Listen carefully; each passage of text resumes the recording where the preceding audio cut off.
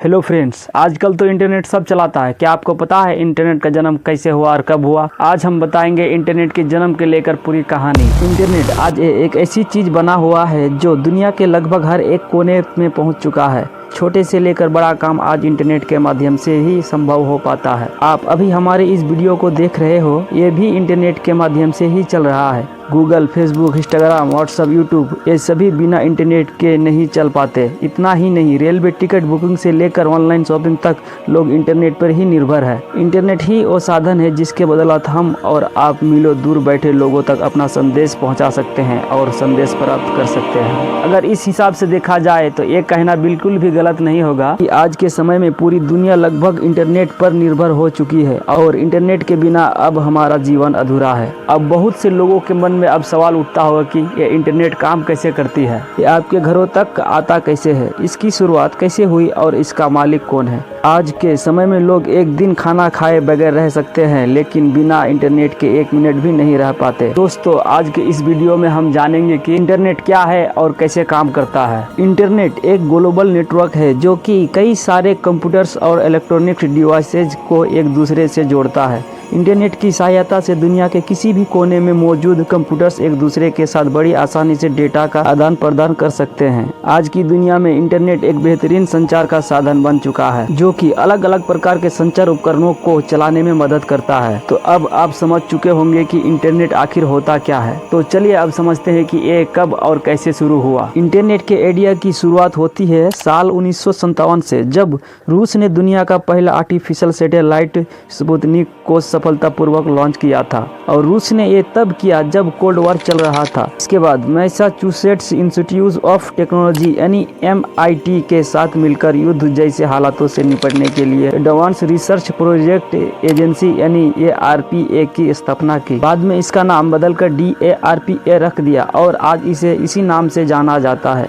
DARPA ने research करके ARPANET नाम का एक कम्युनिकेशन सिस्टम बनाया। इसे बनाने का मुख्य उद्देश्य US की सेना को गुप्त रूप से एक जगह से दूसरी जगह संदेश भेजना था, जिसकी जानकारी किसी और को ना हो सके। इसके बाद DARPA के ही दो सदस्यों बिंट कियर और रॉबर्ट ए कॉन ने DARPA के लिए TCP यानी AIP प्रोटोकॉल बनाया। इसके बाद साल 1980 के समय नेशनल साइंस फाउंडेशन यानी NSF ने एजुकेशन और रिसर्च के लिए NSFNet नाम का एक नेटवर्क बनाया और फिर बाद में इसे ARPANET के साथ जोड़ दिया गया और फिर इसका नाम इंटरनेट रखा गया। शुरुआत में इंटरनेट एक प्राइवेट नेटवर्क हुआ करता था, लेकिन धीरे धीरे वक्त के साथ इसने विशाल नेटवर्क का रूप ले लिया। डिपार्टमेंट ऑफ इलेक्ट्रॉनिक्स यानी DOI ने सरकार की मदद से EARNet यानी एजुकेशनल रिसर्च नेटवर्क की स्थापना की, जिसके मुख्य उद्देश्य शिक्षा और शोध के लिए स्टूडेंट्स को जरूरी जानकारियां उपलब्ध कराना था। शुरुआत में इसे IISc बेंगलुरु, 5 IIT जो कि दिल्ली, बम्बई, कानपुर, खड़गपुर और मद्रास थे जैसे बड़े बड़े संस्थानों से इसे जुड़ा गया।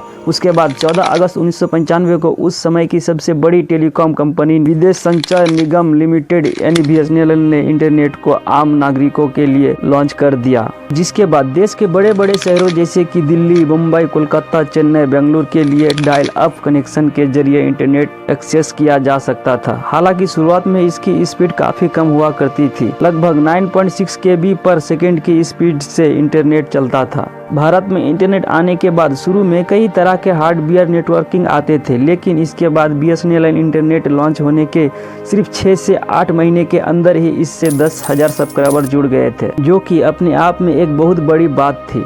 इसके बाद साल 2000 में BSNL की स्थापना के 4 साल बाद गवर्नमेंट ने ब्रॉडबैंड पॉलिसी बनाई, जिसके बाद से ब्रॉडबैंड इंडस्ट्री में बहुत तेजी से विकास होने लगा। लेकिन फिर भी वायरलाइन टेक्नोलॉजी होने के कारण काफी दिक्कतों का सामना करना पड़ता था। लेकिन ये समस्या भी दूर हो गई जब सरकार ने 3G और 4G स्पेक्ट्रम की नीलामी शुरू की और फिर वायरलेस ब्रॉडबैंड की शुरुआत हो गई। फिर साल 2012 में एयरटेल ने 4G सर्विस की शुरुआत कर दी। उसके बाद दूसरी प्राइवेट टेलीकॉम कंपनियों ने भी इसी रास्ते पर चलना शुरू कर दिया और साल 2016 में मुकेश अंबानी ने रिलायंस जियो को लॉन्च करके देश भर की टेलीकॉम कंपनियों को एक बड़ी टक्कर दे दी और हम इसे इंटरनेट की दुनिया में भारत का स्वर्णिम युग कह सकते हैं। रिलायंस जियो ने 2G और 3G को छोड़कर सिर्फ 4G सर्विस पर ध्यान दिया, जिसमें हाई स्पीड इंटरनेट मिलता था। और आपको यह जानकर हैरानी होगी कि सिर्फ एक ही महीने में जियो ने 16 मिलियन सब्सक्राइबर बनाकर एक इतिहास रच दिया, जो कि पूरे वर्ल्ड में किसी भी टेलीकॉम कंपनी के लिए ऐसा कर पाना मुश्किल था।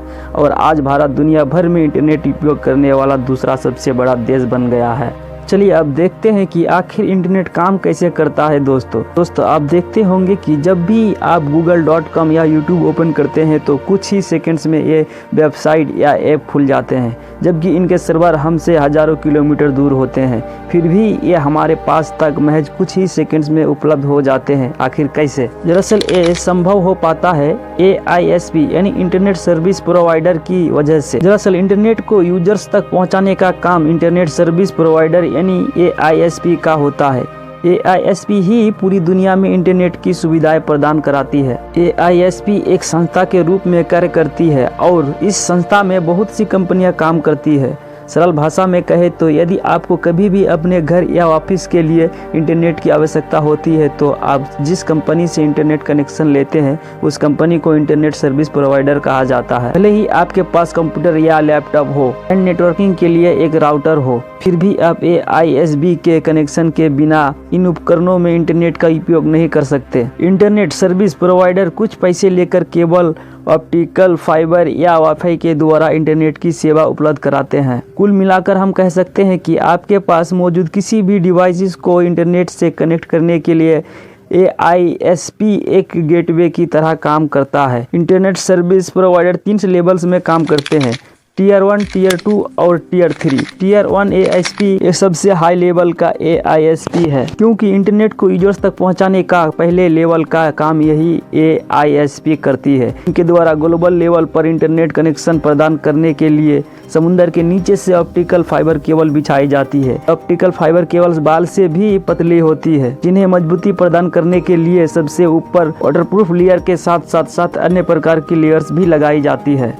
ये ऑप्टिकल फाइबर केबल्स लाइट की स्पीड से डेटा को ट्रांसफर करती है, जिन्हें समुद्री जहाजों की मदद से समुद्र के नीचे बिछाया जाता है। अब यहाँ पर एक सवाल सामने आता है कि अगर यह फाइबर केबल किसी तरह से टूट जाए या बेकार हो जाए तो इसका क्या सोल्यूशन है? वैसे तो इन्हें इतनी सावधानी से बिछाया जाता है कि इनके टूटने या खराब होने की संभावना बहुत ही कम रहती है, लेकिन फिर भी बैकअप के लिए एक और एक्स्ट्रा केबल बिछाई जाती है, जो कि उस खराब हुए केबल के बाद डेटा को ट्रांसफर करती है और यह बताती है कि केबल कहाँ से खराब या टूटी हुई है। फिर खराब केबल को ठीक किया जाता है। Tier 1 की कंपनियां खुद से यूजर्स तक इंटरनेट नहीं पहुंचाती, बल्कि ये Tier 2 कंपनीज को रेंट पर देती है। अगर भारत की बात करें तो टाटा, भारती, रिलायंस कुछ ऐसी कंपनीज है जो Tier 1 के तौर पर काम करती है। Tier 2 AISP वो सर्विस प्रोवाइडर है जो Tier 1 इंटरनेट सर्विस प्रोवाइडर से इंटरनेट खरीदते हैं। Tier 2 AISP देश के अलग अलग क्षेत्रों में इंटरनेट पहुंचाने का काम करती है। यदि इन्हें किसी दूसरे देश के इंटरनेट से जुड़ना है तो Tier 1 AISP से कनेक्ट करती है। भारत में जियो, एयरटेल, वोडाफोन, आइडिया, BSNL ये कुछ प्रमुख Tier 2 AISP कंपनी है। Tier 3 AISP से Tier 2 से इंटरनेट खरीदते हैं और आपके घरों या दफ्तरों में इंटरनेट सेवा प्रदान करते हैं। Tier 3 इंटरनेट सर्विस प्रोवाइडर के खुद के नेटवर्क नहीं होते हैं, बल्कि यह लोगों को इंटरनेट से कनेक्ट करने के लिए Tier 2 के नेटवर्क का उपयोग करते हैं। भारत में HCTEL, MTN, SIT, iCable, Spectra, Gigatel networks जैसी कुछ कंपनीज है जो इंटरनेट से संबंधित सेवाएं प्रदान करती है। दोस्तों, इंटरनेट एक विशाल नेटवर्क है जो कि कई सारे नेटवर्क और इंफ्रास्ट्रक्चर से मिलकर बना है। इस वजह से कोई एक व्यक्ति या संस्था इंटरनेट का मालिक नहीं है। वहीं दूसरी तरह हम ये भी कह सकते हैं कि इंटरनेट के बहुत सारे मालिक हैं, क्योंकि इंटरनेट को चलाने के लिए कई सारी चीजों जैसे optical cable, IP address, domain name, router, internet tower जैसी कई चीजों की आवश्यकता होती है और इन चीजों के मालिक अलग अलग हो सकते हैं। मार्केट में ऐसे बहुत सारी ऑर्गेनाइजेशन है जो इंटरनेट के कई सारे स्टैंडर्ड्स को निर्धारित करती है, लेकिन पूरे इंटरनेट पर उनका भी अधिकार नहीं है। ये कहना गलत नहीं होगा कि एक कंपनी या एक देश की सरकार इंटरनेट पर किसी तरह अधिकार का दबाव नहीं कर सकता। तो दोस्तों, ये थी इंटरनेट से जुड़ी कुछ जानकारी जो आपको जरूर पसंद आई होगी। पसंद आए तो इस वीडियो को लाइक करें।